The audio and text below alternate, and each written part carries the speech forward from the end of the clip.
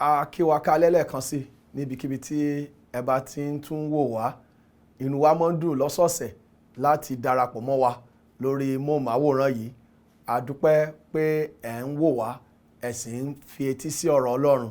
Mo fẹ́ rọ̀ wá lálẹ́ yìí lẹ́ẹ̀kan sí pé ibikíbi tá a bá wà, ẹ já gbé Bíbélì wa ká lè jọ wo ọ̀rọ̀ Ọlọ́run bí ọ̀rọ̀ Ọlọ́run ṣe sọ ọ́ pọ́nbélé, yóò lè jẹ́ kó yé wa dáradára, yóò sì lè jẹ́ ìbùkún fún wa. Mo rọ̀ wá ibikíbi tá a bá wà lẹ́ẹ̀kan sí, ẹ já gbé Bíbélì wa. Bóyá wọ́n wá ti ń wo ètò yìí lọ́sọ̀ọ̀sẹ̀ ṣùgbọ́n àmọ́ ibi tá a ti ń wò wá, a fẹ́ mọ̀ ibikíbi tẹ́ bá ti ń wo ètò yìí, a fẹ́ mọ̀ bíbù ètò yìí ṣe jẹ́ ìbùkún fún yín sí. Ẹ pè wá lórí ẹ̀rọ ìbánisọ̀rọ̀ wa 0816 208 1344 0816 208 1344 tàbí 0708 242 8527 0708 242 8527 WhatsApp number wa gangan nìyẹn. Tàbí ẹ tún wá lè pè wá sórí Glo number wa 0705 530 7492 0705 530 7492. Inú wo dùn láti gbọ́ láti ọ̀dọ̀ yín, a sì máa tún lè máa tún fi àdúrà ràn yín lọ́wọ́ sí i. Ọlọ́run yóò wà pẹ̀lú wa. Láṣálẹ́ yìí mo fẹ́ ká gbé ọ̀rọ̀ Ọlọ́run yẹ̀ wò lórí àwọn nǹkan tí àwọn ènìyàn ti máa ń béèrè tó sì jẹ́ in tí ó gbajúgbajà tí gbogbo èèyàn fẹ́ mọ̀. Ó ń jẹ́ tó ń da gbogbo èèyàn láàmú. Ó jẹ́ tí gbogbo èèyàn ní lọ́kàn láti sọ pé mo tiẹ̀ fẹ́ mọ̀ nǹkan báyìí. Ẹ jẹ́ ká ṣí Bíbélì wa sí ìwé Jòhánù orí 18 ẹsẹ̀ 23 sí 40. Ẹ jẹ́ ìwé Jòhánù orí 18 ẹsẹ̀ 23 sí 40. John chapter 18 from verse 33 to 40. Ẹ jẹ́ ká wo ohun tí Bíbélì sọ. Bíbélì wípé nítorí náà Pilate tún wọ inú gbọ̀ngàn ìdájọ́ lọ, ó sì pe Jésù, ó sì wí fún pé ọba àwọn Júù nìwọ ṣe. Jésù dáhùn pé ìwọ sọ èyí fún ara rẹ ni tàbí àwọn ẹlòmíràn sọ ọ́ fún ọ nítorí mi? Pílátù dáhùn wípé èmi ń ṣe Júù bí? Àwọn orílẹ̀-èdè rẹ àti àwọn olórí àlùfáà lè ó fà ọ́ lé èmi lọ́wọ́. Kí ni ìwọ ṣe? Jésù dáhùn wípé ìjọba mi kì í ṣe ti ayé yìí. Ìbá ṣe pé ìjọba mi ń ṣe ti ayé yìí, àwọn òǹṣẹ́ mi ìbá jà kí a má bàa fi mí lé àwọn Júù lọ́wọ́. Ṣùgbọ́n nísinsìnyí ìjọba mi kì í ṣe láti ìhín lọ. Nítorí náà Pílátì wí fún pé ǹjẹ́ ìwọ á ṣe ọba bí? Jésù dáhùn wípé ìwọ wípé ọba lè èmi ṣe. Nítorí èyí ni a ṣe bí mi, àti nítorí ìdí èyí ni mo sì ṣe wá sí ayé, kí èmi kí ó lè jẹ́rìí sí òtítọ́. Olúkúlùkù ẹni tí í ṣe ti òtítọ́ ń gbọ́ ohùn mi. Pílátù wí fún pé kí ni òtítọ́? Nígbà tí ó sì ti wí èyí tán, ó tún jáde tọ̀ àwọn Júù lọ, ó sì wí fún wọn pé èmi kò rí ẹ̀ṣẹ̀ kan lọ́wọ́ rẹ̀. Ṣùgbọ́n ẹ̀yin ní àṣà kan, kí èmi kí ó dá ọ̀kan sílẹ̀ fún yín nígbà ọjọ́ ìrékọjá. Nítorí náà ẹ a fẹ́ kí èmi kí ó dá ọba àwọn Júù sílẹ̀ fún yín bí? Nítorí náà gbogbo wọn tún kígbe wípé kì í ṣe ọkùnrin yìí bí kò ṣe Bárábà, ọlọ́ṣà sì ni Bárábà. Kí Ọlọ́run kó bùkún kíka ọ̀rọ̀ rẹ̀. Àmín. In tí mo fẹ́ ká gbéyàwó lálẹ́ yìí tá a sì ti rí nínú ọ̀rọ̀ Ọlọ́run, ó ní ìdáhùn ìbéèrè Pílátù nínú ẹsẹ̀ yìí, tó sì jẹ́ ìbéèrè tí ọ̀pọ̀lọpọ̀ wa náà máa ń béèrè ní ọ̀pọ̀lọpọ̀ gbà. Mo sì gbàgbọ́ pé lónìí báyìí ọ̀pọ̀lọpọ̀ ni ò ní ìdáhùn fún ìbéèrè náà. Ọ̀pọ̀lọpọ̀ ọkàn ló ń pòrúurù nítorí irú ìbéèrè báyìí. Ẹni kí ni ìbéèrè tí Pílátù béèrè ní ẹsẹ̀ 47? Ó ní nítorí náà Pílátì wí fún pé ǹjẹ́ ìwọ á ṣe ọba bí? Jésù dáhùn wípé ìwọ wípé ọba ni èmi ṣe. Nítorí èyí ni a ṣe bí mi, àti nítorí ìdí èyí ni mo sì ṣe wá sí ayé, kí èmi kí ó lè jẹ́rìí òtítọ́. olúkúlùkù ẹni tí í ṣe òtítọ́ ó gbọ́ ohùn mi. Pílátù wí fún pé kí ni òtítọ́? Kí ni òtítọ́? Ìbéèrè tí Pílátù béèrè lọ́wọ́ Jésù ni pé kí lòtítọ́? What is the truth? Lónìí ọ̀pọ̀lọpọ̀ ló ń béèrè ìbéèrè kan náà pé kí lòtítọ́? Ǹjẹ́ òtítọ́ wà? Ǹjẹ́ a mọ̀ òtítọ́? Ǹjẹ́ a lè mọ̀ òtítọ́? Ìta fẹ́ gbéyẹ̀wò lálẹ́ yìí nìyí. Bí Pílátù náà ṣe ń béèrè, mo gbà wọ́n pọ́kàn Pílátù ó pòrúurù. Òun ló ṣe béèrè pé kí lòtítọ́? Jésù kí lòtítọ́? Lálẹ́ yìí ìwọ náà lè mọ̀ òtítọ́. Bá ṣe mọ gbéyẹ̀wò, ẹ jẹ́ ká gbàdúrà. Bàbá dúpẹ́ lọ́wọ́ yín fún àǹfààní tẹ́ fún wa. A gbàdúrà pé kẹ́ ẹ bùkún wa, kẹ́ ẹ ràn wá lọ́wọ́, kẹ́ ẹ fi ojú rere yín sí wa lára, kẹ́ ẹ ṣe ọkàn wa payá láti lè mọ̀ òtítọ́ ọ̀rọ̀ yín. Ẹ ṣe fún tẹ̀sà tí tẹ́ ti ṣe ní orúkọ Jésù Olúwa wa. Àmín. Pílátù béèrè pé kí ni òtítọ́? Kí ni òtítọ́? Lónìí lọ́pọ̀lọpọ̀ agbègbè àgbáyé ní gbogbo ọ̀pọ̀lọpọ̀ ènìyàn fẹ́ mọ tó ń jẹ́ òtítọ́. Àwọn míì tiẹ̀ ti kà sí pé ẹ wò ó kò sí tó ń jẹ́ òtítọ́ mọ́. Ìgbà bá dọ́run òun lámọ̀ mòótọ́. Ẹni tó ń jẹ́ òótọ́, ẹni tó ń sòótọ́, ẹni tó àti ẹ̀mọ̀ kankan mọ́. Àmọ́ bóyá ẹ̀sìn kan jẹ́ òótọ́ gan, àmọ́ bóyá nǹkan kan jẹ́ òótọ́, àmọ́ eléyìí mọ́. Ó ti pokúlùkù musu mọ́ àwọn èèyàn lójú débi pé wọn ò mọ tí wọ́n fẹ́ gbàgbọ́ mọ́. Ọ̀pọ̀lọpọ̀ kò tiẹ̀ lọ lẹ́sìn mọ́ toró lòun ò mọ tó jẹ́ òótọ́. Ọ̀pọ̀lọpọ̀ kò tiẹ̀ mọ tí ó ṣe mọ́. Òótọ́ tá a bá ti sọ̀rọ̀ nípa kí la ṣe pẹ̀lú ìjọba ọ̀run, kí ni tó yẹ ká ṣe, ẹlòmíì ti gbé sẹ́gbẹ̀ẹ́ pé ẹja gbàgbé ń pẹ̀, èmi ò tiẹ̀ ronú sí mọ́. Ṣùgbọ́n Bíbélì jẹ́ ká mọ̀ wípé òtítọ́ kìí ṣe téèyàn ń dọ́run láti mọ̀. Òtítọ́ ṣe é mọ̀ láti ayé yìí. Òtítọ́ ó jẹ́ in tí Ọlọ́run ti fi hàn nínú ọ̀rọ̀ Ọlọ́run. Ẹ wo Bíbélì nígbà tí Pílátù kó tó dípò béèrè yìí, Jésù ti kọ́kọ́ dáhùn ìbéèrè rẹ̀ ṣùgbọ́n kò fetí sí. Kò fetí sí. Ẹ wo in tí a bá fẹ́ mọ̀ òtítọ́, ìjẹ́ ìmọ̀ọ́dún ẹni tá a ti lè gbọ́ òtítọ́. Ọ̀dọ̀ ẹni tó jó lóòtítọ́ náà láti lè gbọ́ òótọ́. Àbí bẹ́ẹ̀ kọ́ ló ṣe máa ń rí. Tá a bá láwọn èèyàn láyìíká, tá a bá rẹni tó máa ń parọ́, tó bá sọ̀rọ̀, ẹ kọ́kọ́ béèrè pé ṣé òótọ́ ni tó sọ báyìí. Ṣé òótọ́ ni tó sọ kí n tó lọ ṣe o. Ṣùgbọ́n tá ẹ bá ní ẹni tó ń jó tó ń sọ òótọ́ tó bá sọ pé bẹ́ẹ̀ ni, ẹ tiẹ̀ ní béèrè lẹ́ẹ̀mejì ẹni òótọ́ ni tẹ́ni bá ti sọ, in tó bá ti sọ ẹ gbàgbọ́ bẹ́ẹ̀ lórí. Bẹ́ẹ̀ ni táwa náà bá fẹ́ mọ̀ òtítọ́, ẹ mọ ọ̀dọ̀ ẹni tá a fi lè rí, ọ̀dọ̀ ẹni tó jó lóòtítọ́, ọ̀dọ̀ ẹni tó ń sọ òtítọ́. Ta ló sì ń sọ òtítọ́? Jésù Kristi. Ohun àkọ́kọ́ tí Jésù kọ́kọ́ fẹ́ tó fi hàn wá nípa òtítọ́, ó ní nínú ìwé Jòhánù yẹn kan náà, orí 17. Ẹ wò apá A, ó ní nítorí náà Pílátù wí fún pé ǹjẹ́ ìwọ á jẹ́ ọba bí? Jésù dáhùn wípé ìwọ wípé ọba ni èmi ń ṣe, nítorí èyí ni a ṣe bí mi, àti nítorí ìdí èyí mo sì ṣe wá sí ayé. Ẹ wò ó ní kí èmi kí ó lè jẹ́rìí sí òtítọ́. Ìtọ́ àfilẹ̀ kọ́kọ́ mọ̀ òtítọ́ ni pé Jésù sọ wípé ìdí tó ń ṣe wá sáyé ó ní láti jẹ́rìí fún òtítọ́. Ẹ̀rí Jésù ó ní wípé òtítọ́ ni mo wá fi múlẹ̀ fún yín. Òtítọ́ nípa ọ̀run, òtítọ́ nípa ìgbé ayé, òtítọ́ nípa gbogbo tó wù ká fẹ́ mọ̀.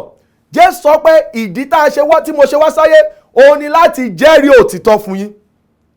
Àmọ́ jẹ́ ká mọ̀ eléyìí, ẹni tó bá gba Jésù gbọ́ ó ti gba òtítọ́. Ẹni tó bá mọ Jésù ó ti mọ òtítọ́. Ẹni tó bá mọ Jésù ó ti lótìtọ́. Torí ìdí tí Jésù ṣe sọ pé òun wá sáyé ó ní láti fi ìdí òtítọ́ múlẹ̀.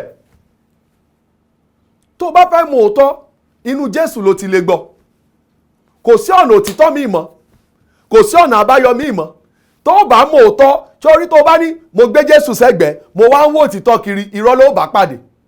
Tó bá mọ òótọ́, o mọ ibi tó ti rí inú Jésù. Torí Jésù sọ pé ìdí tí mo ṣe wá sáyé gangan ó ní láti wá fi ìdí òtítọ́ múlẹ̀. Ẹ wá wo nǹkan kejì tó fi wọ́n, ó kọ́kọ́ sọ pé mo wá fi ìdí òtítọ́ múlẹ̀. Ìyẹn fi yé wa wípé òótọ́, a lè gbọ́ òótọ́ lẹ́nu ẹ̀rọ ẹni bẹ́ẹ̀. Ẹni tó jẹ́ pé lótìtọ́ ni tó fẹ́ wá fìdí òtítọ́ múlẹ̀, a lè gbọ́ ní ẹnu bẹ́ẹ̀. Ó ní pé ìdí tí mo ṣe wá nù láti fìdí òtítọ́. Ó yá, báwo lèèyàn ṣe wá ń fìdí òtítọ́ mu? Ẹ̀kejì tó fi hàn wá nínú ìwé Jòhánù orí kejìdínlógún tá a bá wo ẹsẹ̀ ìkẹtàdínlógójì tá a kà lẹ́ẹ̀kan yẹn náà, bẹ́ẹ̀lì wa sọ wípé ó ní nítorí Pílátù wí fún pé ǹjẹ́ ìwọ a ṣe ọba bí? Jésù dáhùn wípé ìwọ wípé ọba ni èmi ń ṣe, nítorí èyí ni a ṣe bí mi, àti nítorí ìdí èyí mo sì ṣe wá sí ayé kí èmi kó lè jẹ́rìí sí òtítọ́. Mo kọ́kọ́ fi hàn wá lẹ́ẹ̀kan, mo ní ìjẹ́rìí òtítọ́, ẹnu ẹni tó lè jẹ́rìí òtítọ́ náà láti lè gbọ́ òtítọ́. Èkejì, ó wá ní olúkúlùkù ẹni tí í ṣe òtítọ́ ó ń gbọ́ ohùn mi. Ó tún wá sọ wípé tá a bá fẹ́ gbọ́ tí ẹni tí ó gbọ́ òótọ́, ó gbúdọ̀ jẹ́ ẹni tó fẹ́ ṣòótọ́, ó gbúdọ̀ jẹ́ ẹni tó fẹ́ òtítọ́. Jésù sọ wípé olúkúlùkù ẹni tí ó ń fẹ́ òótọ́ ni ó gbọ́ ohùn mi. Tí wọn náà bá wà lálẹ́ yìí tó jẹ́ wípé o fẹ́ gbọ́ òtítọ́, o mọ títẹ̀ tó tẹ́tí sí Jésù. Torí ẹni tó wá sáyé tó lòun wá fìdí òtítọ́ múlẹ̀, òun náà ni Jésù. Ẹnìkan ṣoṣo tó wá sáyé tó sọ pé òun lè sọ ń pa fún wa nípa òtítọ́, òun náà ni Jésù. Tó o bá fẹ́ mọ òótọ́, o mọ ẹni tó tẹ́tí sí Jésù Kristi. Ó ní olúkúlùkù ẹni tí ó mọ òótọ́, ẹni tó fẹ́ gbọ́ òótọ́ yóò tẹ́tí sí mi. Nínú ìwé Jòhánù orí kejìdínlógún yìí ẹsẹ̀ kẹtàdínlógójì tá a kà, ó lé olúkúlùkù ẹni tó fẹ́ mọ òótọ́ yóò tẹ́tí sí mi. Ìyẹn túmọ̀ sí pé tó bá jẹ́ òótọ́ ni ìwọ náà fẹ́ gbọ́, o ti ń gbọ́ òótọ́ nù. Ẹni tó fìdí òtítọ́ múlẹ̀ Jésù ni. Ẹni tí ó bá fẹ́ gbọ́ òótọ́, ta ni yóò tẹ́tí sí? Jésù. Torí ó ní olúkúlùkù ẹni tó bá fẹ́ gbọ́ òótọ́ yóò tẹ́tí sí mi. Ẹ̀kẹta, ó ní tá gan lóòótọ́. Ṣé àmọ́ pé àfiyé wa pé òun wá láti fìdí òtítọ́ múlẹ̀, ẹni tó bá fẹ́ òótọ́ yóò tẹ́tí. Ṣùgbọ́n tá gan lóòótọ́, òní bẹ́ẹ̀lì sọ nínú ìwé Jòhánù orí kẹrìnlá ẹsẹ̀ kẹfà, Jésù sọ wípé èmi ni ọ̀nà, òtítọ́ àti ìyè. Kí Jésù pe ara rẹ̀ ọ̀nà, òtítọ́ àti ìyè. Jésù fúnra rẹ̀ pe ara rẹ̀ ní kíni? Òtítọ́.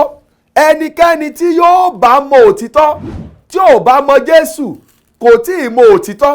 Ẹ mọ tí Bíbélì sọ nínú ìwé Jòhánù orí kẹjọ ẹsẹ̀ 32, ó ní ẹ̀yin ó mọ òtítọ́, òtítọ́ ó sì sọ yín di kíni? Òmìnira. Jésù sì sọ pé èmi ni kíni? Òtítọ́. Ẹnikẹ́ni tó bá mọ Jésù yóò di òmìnira nínú rẹ̀. Ẹnikẹ́ni tí ó bá gbàgbọ́ yóò lè ní ìyè àìnípẹ̀kun. Òun náà lè ṣe sọ pé tí n bá tiẹ̀ fẹ́ mọ òótọ́ nípa ọ̀run, ta ni mo gbúdọ̀ mọ̀? Kí ni mo gbúdọ̀ mọ̀? Jẹ́ n sọ fún ọ, Jésù ni. Àwọn èèyàn ti forí jágbó kiri. A máa ń rí àwọn ọ̀pọ̀lọpọ̀ tó máa ń bẹ̀ wá wò lẹ́sìn tí wọ́n láwọn ń kirikiri, àwọn ń dẹ́ oríṣiríṣi ẹ̀sìn wò, àwọn ń dẹ́ ìjọ wò, àwọn ṣáà ń wò torí pé àwọn fẹ́ ní ìfọ̀kànbalẹ̀ òtítọ́ láti lọ sọ́run, láti mọ̀ pé ọ̀nà wo ni mo fi lè lọ sọ́run. Jẹ́ n sọ fún ọ, tó bá fẹ́ ní ìfọ̀kànbalẹ̀ àti lọ sọ́run, Jésù sọ wípé òun ló ń wá sáyé láti fìdí òtítọ́ ọmọ Ọlọ́run múlẹ̀. Ó lólúkúlùkù ẹni tó bá fẹ́ òtítọ́, tó bá ti gbọ́ tó ó ti tán. Ó wá ní paríparí, ó ní òun gangan ni òtítọ́. Wọ́n ti sọ eléyìí nínú ìkànnù àwọn wàásù wa pé Ọlọ́run ò dá wa sáyé láti wá ọ̀nà fúnra wa. Ọlọ́run dá wa sáyé pé lóòótọ́ a bí wa nínú ẹ̀ṣẹ̀, a lóyún wa nínú ẹ̀ṣẹ̀, a mọ̀nà padà sọ́dọ̀ rẹ̀. Ọ̀pọ̀lọpọ̀ la wá ń forí jágbó kiri tá à ń wá ọ̀nà fúnra wa láti padà sọ́dọ̀ Ọlọ́run. Ṣùgbọ́n Ọlọ́run ò fi wá sílẹ̀ bẹ́ẹ̀. Bíbélì jẹ́ ká mọ̀ wípé Ọlọ́run ṣe ọ̀nà fún wa láti padà sọ́dọ̀ rẹ̀. Kò é ṣó kó ní ká mọ ọwọ́ ọ̀nà, ó mú ọ̀nà wá fún wa fúnra rẹ̀ ká lè ní ọ̀nà láti padà sọ́dọ̀ rẹ̀, tá a sì ní ọ̀nà Jésù Kristi. Ṣẹ́rí tó bá jẹ́ pé Ọlọ́run fi wá sílẹ̀ pé ẹ mọ ọwọ́ náà fún mi, ẹ mọ̀ pé èèyàn lè mọ forí jágbọ́ pé Olúwa kí ló dé tó dá mi báyìí, mi ò mọ ìwọ ló jẹ̀bi o. Tí n bá dọ́run, tí n bá lọ́run àpáàdì, ìwọ ló jẹ̀bi. Jẹ́ n sọ fún ọ, kò sẹ́nikẹ́ni tọ́lọ́run kádàrá rẹ̀ láti lọ sọ́run àpáàdì. Kò sẹ́ni tọ́lọ́run yan ọ̀run àpáàdì fún. Àfẹn tó bá mọ̀ọ́mọ̀, àfolúkúlùkù ẹni tó bá mọ̀ọ́mọ̀ mọ̀ fẹ́ gbọ́ òtítọ́ gẹ́gẹ́ bí ọ̀rọ̀ Ọlọ́run ṣe sọ. Ẹ wo tí Bíbélì sọ nínú ìwé Jòhánù Jòhánù orí kìíní ẹsẹ̀ 14. Bíbélì sọ fún wa wípé ọ̀rọ̀ náà sì di ara, ó sì ń bá wa gbé, àwa sì ń wo ògo rẹ̀, ògo bíi ọmọ bíbí kan ṣoṣo láti ọ̀dọ̀ bàbá wa. Ó kún fún oore ọ̀fẹ́ àti kíni òtítọ́. Ẹgbọ́n tó sọ ń parí o, ó ní ọ̀rọ̀ tó di ẹran ara tí í ṣe Jésù, ó ló kún fún oore kíni ọ̀fẹ́ àti kíni òtítọ́. Tó o bá wà nínú Jésù, o wà nínú òtítọ́. Tó o bá gba Jésù gẹ́gẹ́ bí olùgbàlà, o ti gbọ́ òtítọ́. Tó o bá mọ̀ gẹ́gẹ́ bí olùgbàlà rẹ, o kú oríire, o ti tán. Torí mi ìmọ̀nà tí tá gbàdọ́dọ̀ Ọlọ́run, Olúwa fi mí mọ̀nà, ó ti tán bá, ó ti mọ̀nà nu. Torí bẹ́ẹ̀ sọ pé òun lò ní títọ́, ó lò ní ọ̀nà, ó lò ní òtítọ́, ó lò ní ìyè. Tó o bá ti mọ Jésù, o ti mọ̀. Bíbélì sọ pé ó kún fún òtítọ́, ó kún fún òtítọ́. Ẹ wo tí Bíbélì sọ nínú ẹsẹ̀ ìkẹtàdínlógún bẹ̀, ẹsẹ̀ ìkẹtàlélógún verse 17. Ó ní nítorí pé nípasẹ̀ Mósè ni a ti fi òfin fúnni, ṣùgbọ́n oore ọ̀fẹ́ àti òtítọ́ nípasẹ̀ Jésù Kristi wá. Oore ọ̀fẹ́ àti kí ló wá? Òtítọ́. Tó o bá ń béèrè pé kí lòtítọ́, màá sọ fún ọ wípé Jésù lòtítọ́. Tó o bá tún béèrè pé kí ni òtítọ́, màá sọ fún ọ wípé Jésù lòtítọ́. Tó o bá tún béèrè lẹ́ẹ̀kẹta pé kí lòtítọ́, màá ní Jésù lòtítọ́. Bẹ́ẹ̀lì sọ wípé Jésù ni ọ̀nà, òtítọ́ àti ìyè. Kò sẹ́ni tó lè dé ọ̀dọ̀ bàbá bí kò ṣe nípasẹ̀ rẹ̀. Tó o bá fẹ́ mọ̀ òótọ́, bóyá wọ́n ti wà lára àwọn tó ń béèrè pé kí lòtítọ́, mò ń sọ fún ọ lónìí, Jésù lòtítọ́. Gbàgbọ́ kó o lè ní ìyè àìnípẹ̀kun. Nínú ìwé Kọ́ríńtì kejì orí 13 ẹsẹ̀ 8 Bíbélì sọ wípé nítorí àwa kò lè ṣe ohun kan lòdì sí òtítọ́ bí kò ṣe fún òtítọ́. Ṣé orí tó wù káwọn èèyàn wí, tó wù káwọn èèyàn sọ, Jésù ìṣọ̀nà, Jésù ìṣe olùgbàlà, ò lè bó bá gbàgbọ́, ò ní ìyè àìnípẹ̀kun, kò yí òtítọ́ padà o. Òtítọ́ náà ni òtítọ́ mọ jẹ́ o. Òtítọ́ náà ni ó lékè. Tó o bá béèrè pé kí lòtítọ́, mọ́ wulẹ̀ forí jágbó kiri. Tó o bá ti mọ Jésù, o ti ní òtítọ́. Tó o bá ti mọ Jésù, o ti wà ní ọ̀nà sí òtítọ́. Tó o bá ti mọ Jésù, ọkàn rẹ balẹ̀ pé òtítọ́ o ti mọ̀. Tó bá jẹ́ pé o tí ì ní ìdánilójú ìgbàlà rẹ, tó ti gbà gẹ́gẹ́ bí olùgbàlà rẹ, àǹfààní ní fún ọ láti ṣe ìpinnu. Gba Jésù gẹ́gẹ́ bí olùgbàlà rẹ, kó o sọ pé Jésù Olúwa, dáríjì mi èmi ẹlẹ́ṣẹ̀. Mo rí pé wọ́n ní ọ̀nà, òtítọ́ àti ìyè, mo sì gbọ́ gẹ́gẹ́ bí olùgbàlà mi. Sọ mí dọmọ rẹ. Ìwọ náà ò lè di ọmọ Ọlọ́run. Ó lè ní ìdánilójú pé tó o bá kú, ò ń lọ sọ́run rere. Tó o bá ṣe ìpinnu yìí, kí ló dé tó o pè wá lórí nọ́mbà wa 0816 208 1344 0816 208 1344 tàbí 0708 242 8527 0708 242 8527 WhatsApp nọ́mbà wa gangan nu, tàbí 0705 530 7492 0705 530 7492. Mo gbàgbọ́ wípé àwọn ìwàásù wa ti ń jẹ́ ìbùkún fún yín. Àwa náà fẹ́ gbọ́ bó ṣe jẹ́ ìbùkún fún yín. Ẹ fi tó wa létí. Ọlọ́run yóò wà pẹ̀lú wa. Àlàáfíà Ọlọ́run fún yín. Ẹ ṣé púpọ̀.